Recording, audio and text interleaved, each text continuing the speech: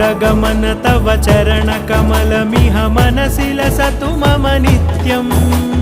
गरुडगमन तव चरणकमलमिह मनसि लसतु मम नित्यम् मनसि लसतु मम नित्यं मम तापमपाकुरु देव मम पापमपाकुरु देव मम तापमपाकुरु देव मम पापमपाकुरु देव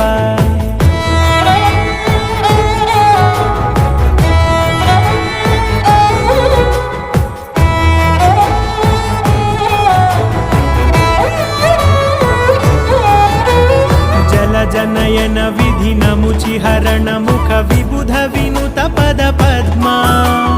जल जनयन विधि नमुचिहरण